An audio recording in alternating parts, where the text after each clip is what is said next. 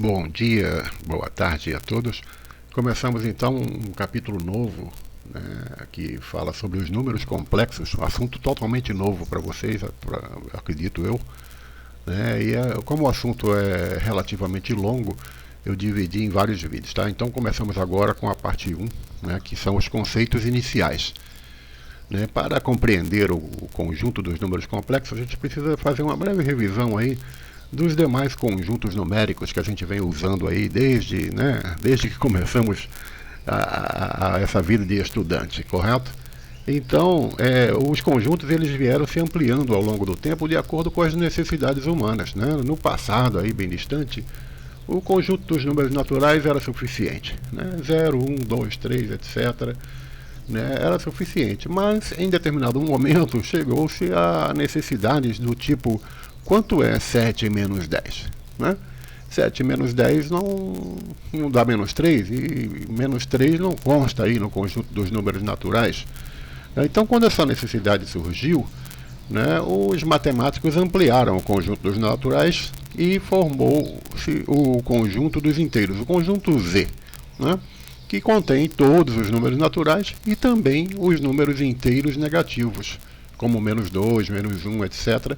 E com isso era possível fazer a operação 7 menos 10, que dá menos 3, e menos 3 está dentro do conjunto Z. Né? Mas surgiu também problemas do tipo: quanto é 7 dividido por 10? Né? 7 dividido por 10 a gente sabe, né, que é 7 décimos. 7 décimos é 0,7. E 0,7 não está no conjunto dos inteiros. Né? Então foi necessário ampliar um pouco o conjunto dos inteiros e criou-se então o conjunto Q dos números racionais, que são aqueles números em forma de fração, né, que podem ser escritos em forma de fração. Então, tanto positivas quanto negativas. Mesmo assim, esse conjunto ainda era restrito, né, porque percebeu-se que, por exemplo, raiz quadrada de 2. Quanto é raiz quadrada de 2?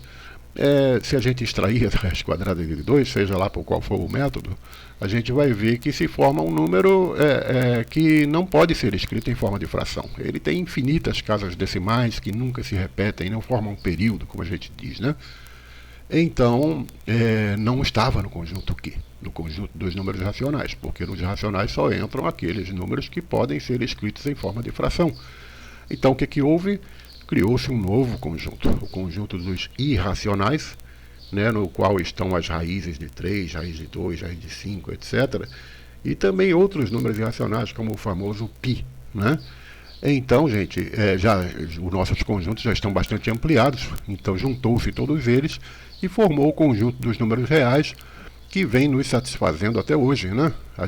Vocês provavelmente devem ter tido bastante contato com os números reais a partir do oitavo, sétimo ano, oitavo ou nono ano, primeira série do ensino médio, e até agora também na segunda série, né? Mas, gente, ainda assim, existem restrições, né?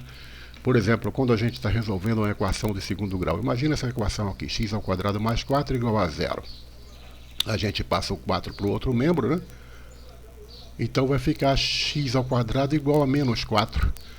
Não é? Menos 4, bom, a gente pode extrair a raiz quadrada de ambos os membros, né? E vamos descobrir que x vale mais ou menos, né? Ou mais ou menos, são duas raízes, a raiz quadrada de menos 4. Só que criou-se um problema, né? Quanto é a raiz quadrada de menos 4? Né? Procura-se no conjunto dos números reais e simplesmente não existe, porque a gente sabe que, por exemplo, a raiz quadrada de 4 é 2, porque 2 vezes 2 dá 4. Mas raiz quadrada de menos 4, se a gente tentar com menos 2, a gente vê que não é. Porque menos 2 vezes menos 2 dá 4, né? E não menos 4. Né? 4 é diferente de menos 4. Então não tem, até agora não tem no conjunto dos números reais um número que satisfaça essa operação aqui, raiz quadrada de menos 4. Né? Então, os matemáticos, caramba, vamos fazer o seguinte, então, vamos dividir, vamos decompor o menos 4 e vamos escrevê-lo como sendo 4 vezes menos 1, né? Porque aí o 4 fica positivo. Então, olha, a gente vai raiz quadrada de 4, né? A gente desmembrando, né? A gente pode escrever como um produto de radicais, raiz quadrada de 4 vezes raiz quadrada de menos 1. Raiz quadrada de 4 é 2. E raiz quadrada de menos 1, bom, continua sem solução, né? Resolveu-se o problema, mas parcialmente apenas, né? Porque raiz quadrada de menos 1, né, não existe no conjunto dos números reais. Bom, então os matemáticos criaram a chamada unidade imaginária, né? Vamos imaginar que existe a raiz quadrada de menos 1. Como a gente não tem como escrever numericamente, vamos representá-lo por uma letra, né? A letra I. Né? E criou-se então a unidade imaginária. Né? Imaginária porque aqui são o conjunto dos reais. Esses números são reais e esses números aqui são imaginários. Né? E então, gente, por exemplo, já que raiz quadrada de menos 4 pode ser escrito como 2 vezes a raiz quadrada de menos 1, e a raiz quadrada de menos 1 fica sendo representado agora pela letra I, então essa expressão aqui pode ser escrita como 2i. Né? E com isso a gente pode dizer que a solução dessa equação de segundo grau aqui fica sendo x igual a 2i, ou então x igual a menos 2i. Né? E com isso, de fato, se resolve. Se você experimentar, né, seguindo, claro, né, as regras das operações, dos números complexos, que a gente vai ver depois, você vai ver que, de fato, esses dois números aqui, 2i e menos 2i, são soluções desta equação de segundo grau aqui. Tá? Bom, com essa ampliação, né, criou-se o chamado conjunto dos números complexos. Né? Ele engloba todos os números reais que a gente conheceu até hoje e mais os números imaginários, né? Como, por exemplo, raiz quadrada de menos 4, que a gente acabou de ver, que é 2i, né?